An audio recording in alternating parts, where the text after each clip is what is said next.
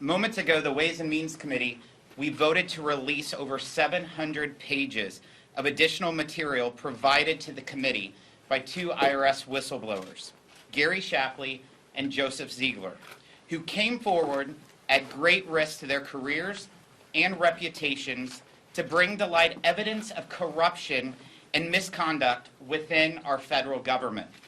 On June 22nd, the committee voted to release the initial testimony of the two IRS whistleblowers that showed wrongdoing and misconduct at both the Department of Justice and the IRS.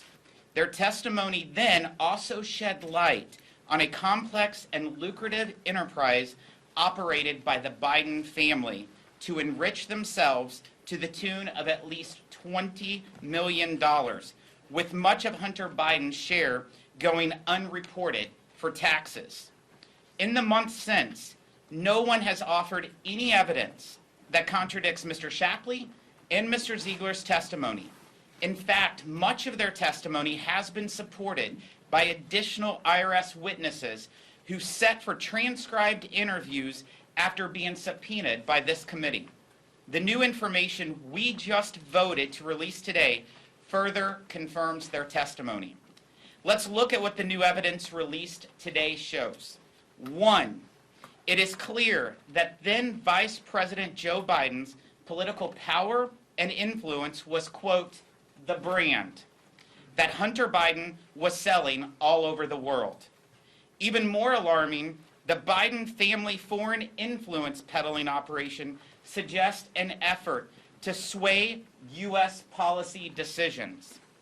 From documents released just moments ago, as you can see in the WhatsApp message behind me from June 6, 2017, Hunter Biden explicitly wrote to a business associate that he was not willing to, quote, sign over my family's brand, close quote, or give this individual, quote, the keys to my family's only asset. That asset could only be one person, Joe Biden. IRS investigators provided worksheets they compiled as part of their investigation into Hunter Biden's tax crimes, which connect his business activities to official government activity while Joe Biden served as Vice President of the United States. This is new and alarming material the committee just made public. The very existence of this file makes it abundantly clear that IRS investigators were concerned there was in fact a connection between Hunter Biden's global influence peddling, Joe Biden, and official U.S. government activity. In one example, investigators documented how then Vice President Biden's April 2014 official visit to Ukraine occurred only days after a series of meetings between Hunter Biden, his business associate Devin Archer, senior staff within the Vice President's office, and Vice President Biden himself.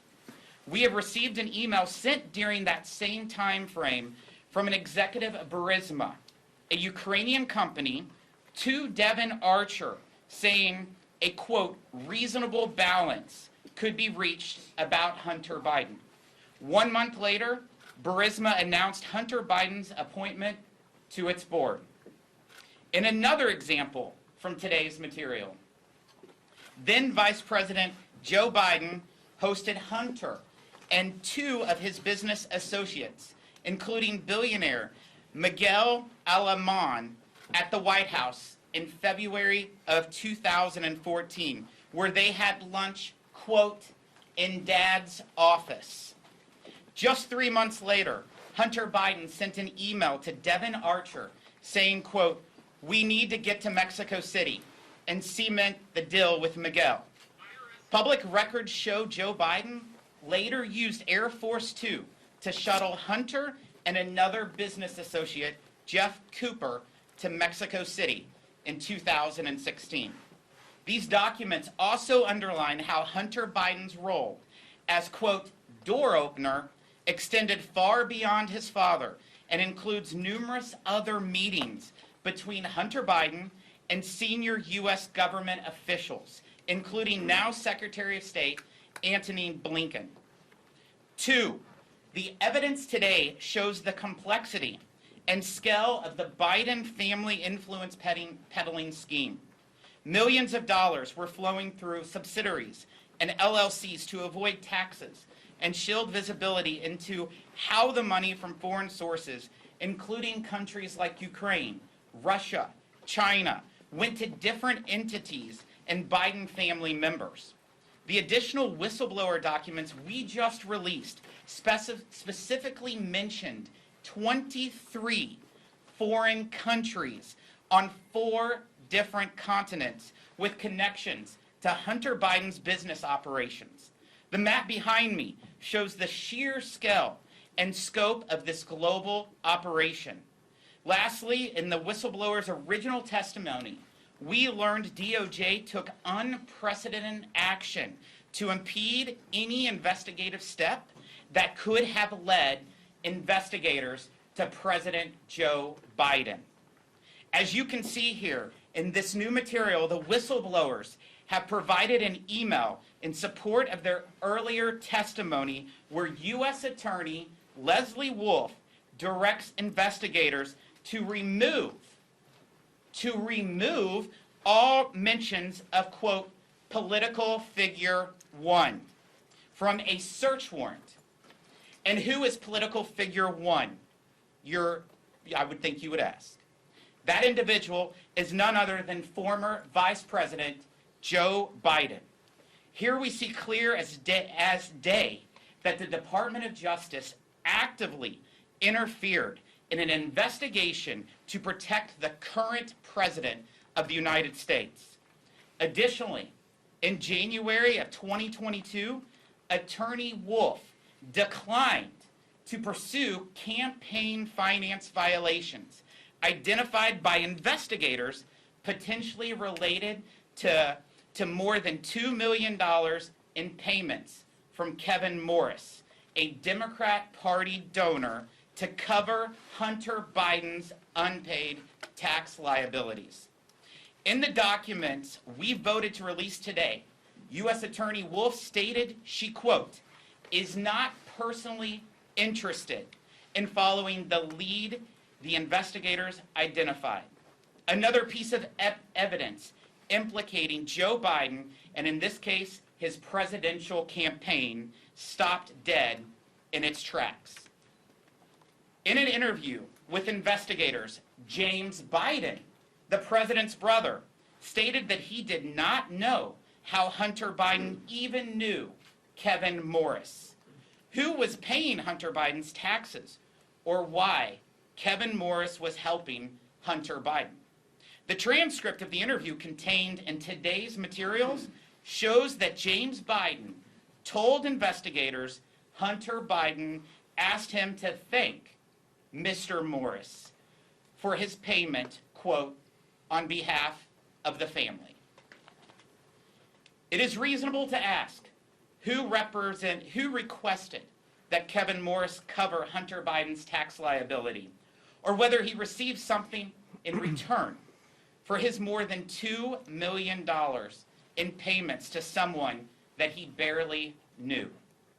Based on this evidence and much more in the documents we voted to release today, along with evidence obtained by the Judiciary Committee and the Oversight Committee, I have serious concerns about whether the President of the United States, Joe Biden, may be compromised by his son's foreign business dealings. I also have serious concerns about whether the President may be using his administration to protect himself and his family from scrutiny. The American people, they have a right to know their elected representatives are not abusing public office to enrich themselves or their families. They also have a right to know if federal law enforcement agencies are holding the powerful and the politically connected to the same standard of justice as everyone else. I will be happy to answer your questions at the end, but I'd like to turn it over to Mr. LaHood.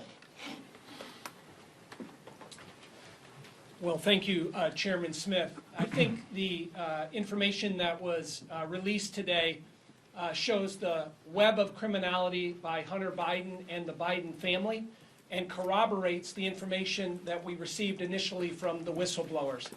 I want to make 2 points. One is going back to early June when the decision was made by Chairman Smith and this committee to have the whistleblowers' transcripts released. That was on June 22nd. The notice on that went out on June 19th. On June 20th, remember, a plea was announced in the Hunter Biden case and was presented to a federal judge in Delaware. I will tell you this, as a former federal prosecutor, 99% of plea agreements go through and are approved by the judge. This one was not. Judge Norica in Delaware decided to reject this plea agreement. And what is the basis for rejecting a plea agreement? It's under statute, new and compelling evidence that was revealed. That was put forth in our brief that we submitted to the court and many others. That plea agreement, which is rarely done, was rejected. And if we had not brought that forth, if Chairman Smith and this committee had not done this, Hunter Biden would have already entered that plea agreement to a misdemeanor. And so, again, the information released today continues to corroborate that information that was real. And remember, this was a federal judge that's a Title III judge, lifetime appointment, independent judge. Rejected this, which is rare and never done. Second point that I would make, look at the chronology going back to 2014. We're 9 years into this. Hunter Biden took over $19 million that is corroborated in the evidence released today. 20 different shell companies and LLCs that were a part of this that the whistleblowers brought forth. The statute of limitations was allowed to be waived for taxes in 2014 and 15. I will tell you this as a federal prosecutor, criminal charges are never allowed to lapse. Statute of limitations is never allowed to be waived or to lapse. That was done in this case. Fast forward to when the whistleblowers got involved in this case. As we stand here today, we're 9 years into this, Hunter Biden has still not been charged with anything tax related. $20 million from at least 7 different countries, LLCs created in 20 different entities, and no indictment today. And what I made the point today is, by the way, you don't get any response from our Democrat colleagues on how that is explainable, how that is even justified. And what infuriates people is the unequal application of the law. And the fact that your last name's Biden or you're connected, you're going to be treated differently. And it was brought up today about President Trump and 91 charges. In the last 18 months, 4 indictments against President Trump in 18 months. We've been 9 years into this, not 1 indictment by DOJ. That is disturbing to all of us. I invite all of you to read the documents here today. It appears at every level Joe Biden and his team have stopped DOJ from moving forward and implementing justice. Thank you. Mr. Costello. Thank you, Mr. Chairman. I'm a former United States attorney, and I think that I'm the last Senate-confirmed U.S. attorney in the House of Representatives.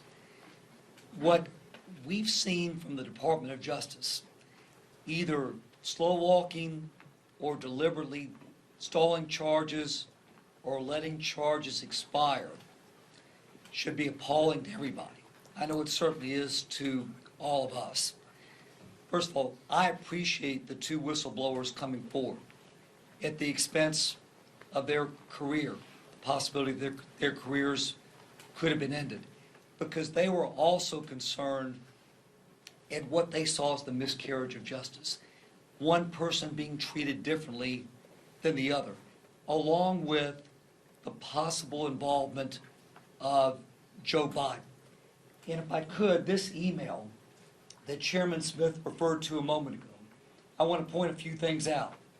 It is from Leslie Wolf.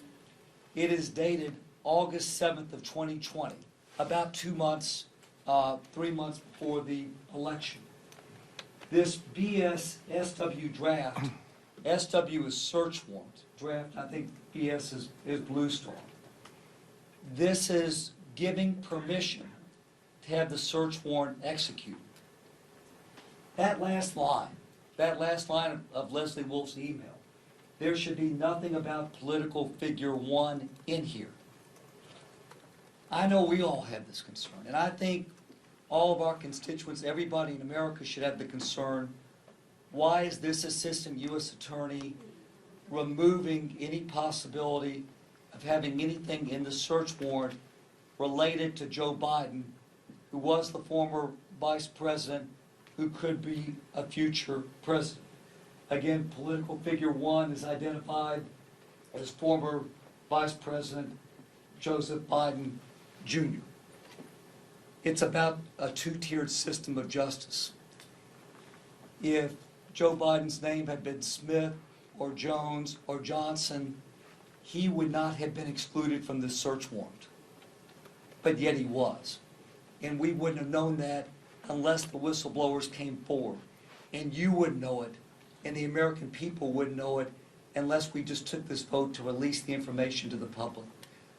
There are a lot of documents, a lot of emails that have been just been voted on to be released. Pay attention to that. Also, if you would, pay attention to the Ziegler affidavit, the first exhibit. He says a lot of things in that exhibit, dated, that affidavit, August of this year, August of 2023. He identifies over $19 million in payments, over $19 million in payments to Hunter Biden from foreign sources. That's why all this is important. I appreciate the effort of Chairman Smith, this committee, these two investigators from the IRS who are willing to come forward.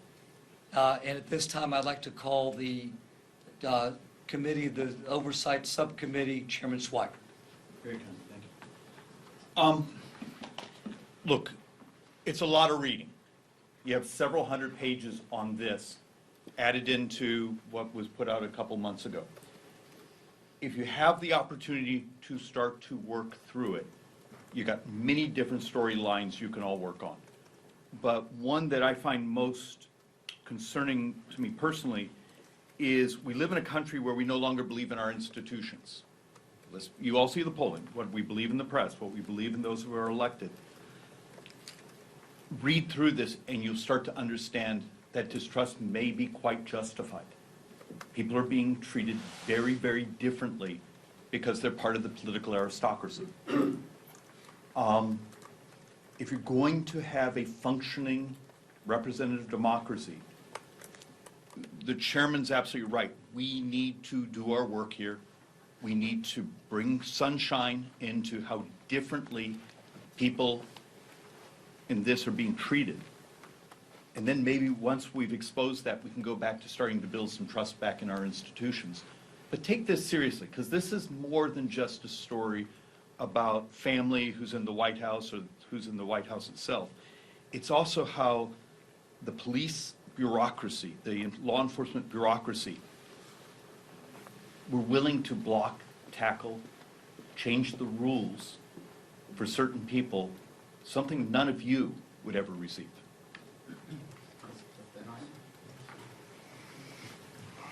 As we move forward with this investigation, it's like a puzzle, and every single day we get more and more pieces. People ask, why do you want to get this information out there?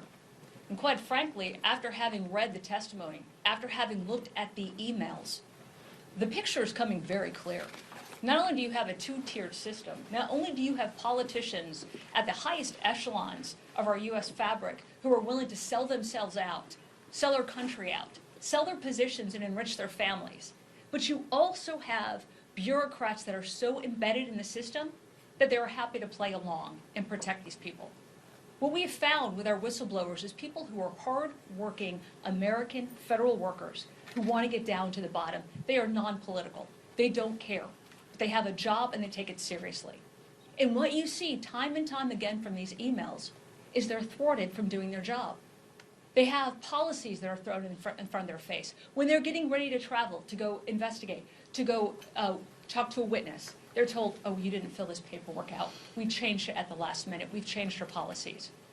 When they continue to push forward, you get them, oh, no, you can't talk to that witness. No, you can't ask those questions. It's too political. It's too close to the campaign. When they keep pushing forward and they show that there's probable cause, you've got those same embedded bureaucrats who sell them out and actually tip off the people who are being investigated. This would not have happened if or not the connection to Joe Biden, then Vice President Biden. And then you have to look at the emails. You have got to look at the questions from CNN themselves, who have actually connected an email from Hunter Biden that said, hey, I thought all of this stuff was going to go away when my dad became president.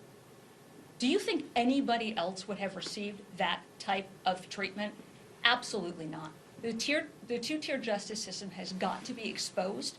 And not only do we have to expose the politicians who are corrupt and endangering our country on a daily basis, but also those bureaucrats that protect them and are all too willing to play along. Questions? Yes. Mr. Chairman, a question just about the timing of all of this. You're talking about a two-tiered system of justice. If I'm not mistaken, August 7th, 2020, Bill Barr was the Attorney General and Donald Trump was the president. So explain to me where the two-tiered system of justice comes into play. And then the WhatsApp message you have, I believe is dated June 6, 2017. Joe Biden is not vice president or even a candidate for president at that time. So where is the direct connection to some sort of criminal malfeasance within these two pieces of evidence? Well, I think the facts speak for themselves. There's over 700 pages of examples of where people should be very concerned. When you're talking about what was your first question? The timing of this is August 7th, 2020. Bill Barr is the Attorney General. Donald Trump's the president. Yeah, and Leslie Wolf is a career employee. She was not a political appointee, and she was the one obstructing the investigation. It doesn't matter who's in the White House.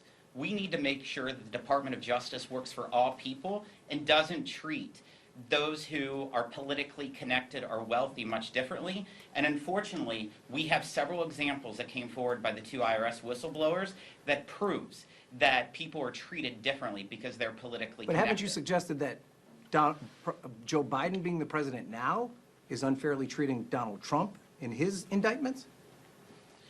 What I'm talking about is the 700 pages that we have before us, which is all the information that came from the IRS whistleblowers, and that's what we're releasing right now. And I'll tell you, I would encourage everyone in this room to look at those 700 pages. If you think it's okay with what's in it, then we live on two different planets. Can you explain the timing then of the August 6th WhatsApp message? Why is that evidence of some wrongdoing? I'm not an expert on the timeline. I would love to have President Biden and his family to tell us about all the timelines, because it's really, really unfortunate that we see so many meetings and so many phone calls that involved around official activity that the vice president has been participating in, and then big sums of money follows later. But if he's not the through- president or the vice president at that time, where's the wrongdoing? He wasn't even a candidate for president at that time. He was a candidate. In August 6th of So 2017, apparently, what source are you with? I'm with NBC. So apparently, you'll never believe us. I'm not saying I don't believe you. but I'm asking you a very direct question. You presented a piece of evidence that you say came on August 6, 2017, that demonstrates that Joe Biden was using political influence to help his son. If he Which- wasn't a political figure at that time, the first WhatsApp message you put up, where you talk about the brand, and I'm completely open-minded about this. I'm asking you specifically, how does that demonstrate that there's some sort of political influence being put over him if at that time he is not he's not an elected official? I'm definitely not going to pinpoint one item. I think we've outlined. You presented it. It was your numerous- first thing that you brought up. So apparently you don't agree with it, so report It's not that I you don't agree with it. disagree I'm asking you to explain it. I'll take the next question. Yes. On this slide that you've got, it talks about the search warrant draft. Have you guys released, or will you be releasing the before and after text of the search warrant? Like, do you have as it was before it was edited, and then after it was edited? If you recall, the IRS whistleblowers came to us in April. In May and in June, we did the depositions. On June 22nd, we released the 15 hours worth of depositions. And then in July, the Oversight and Accountability Committee had a hearing. And at that hearing, those two IRS whistleblowers testified and was asked numerous questions by Democrat and Republican members of Congress that they were not able to answer because of 6103 authority. private taxpayer information. The only way that information could be answered is if they would submit that to the Ways and Means Committee, and then we would vote to make that public. That's in fact what we did today. We only made public what they gave us from addition from the oversight hearing. So everything of the 700 pages that we released is what the 2 IRS whistleblowers gave us. And does that include the before and after language of this particular search warrant in the 700 pages you guys are releasing? I don't know the answer to that. It's 700 pages. I gave you a portion of it. Yes. Excuse me. Democrats have said that you guys have only spoken to 4 people who were involved in this 7-8 year case out of 60 people, both IRS, DOJ, FBI that were involved. Do you plan to subpoena or send requests for the rest of the individuals that were involved in the Hunter Biden case to get the full picture of what happened? Yeah, great question. 3 days after we released the whistleblower testimony on June 22nd, we asked for 13 people to come before us.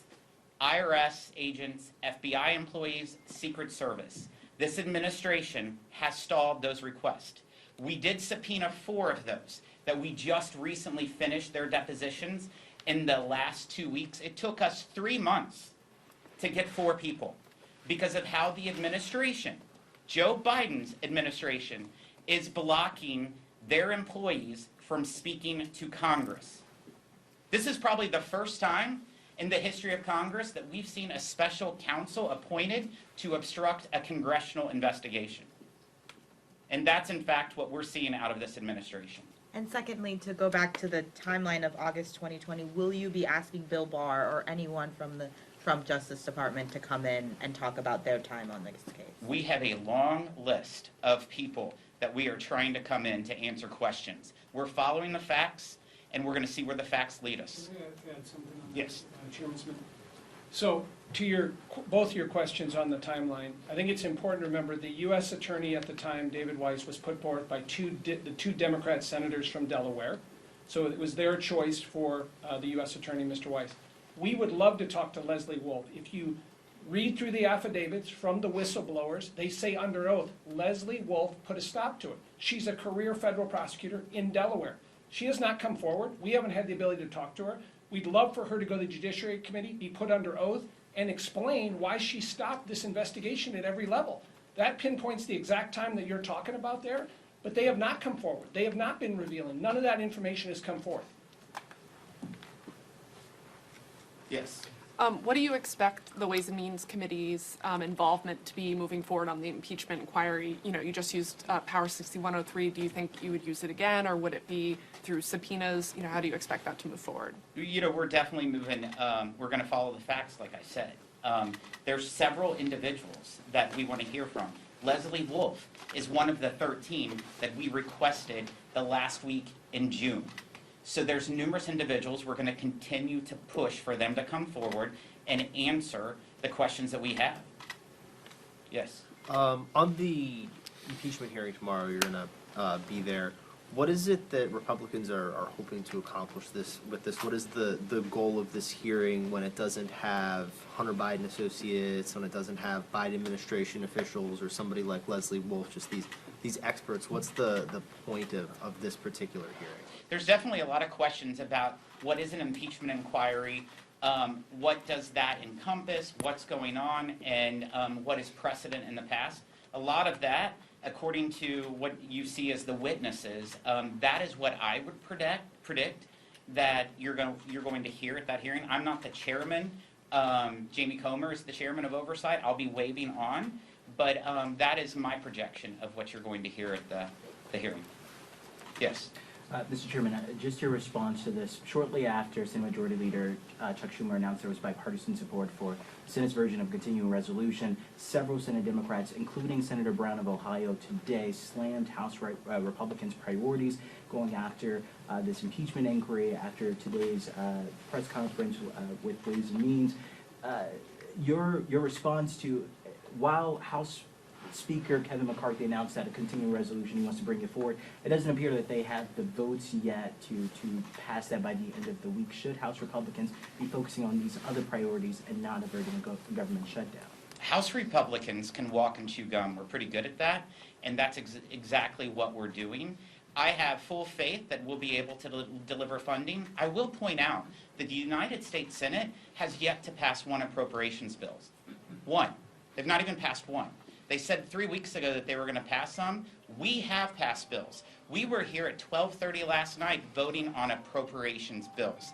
The Senate has not taken one vote on the Senate floor in regards to appropriations. So they can do a lot of talking, but I haven't seen any action of them. Thank you all very much.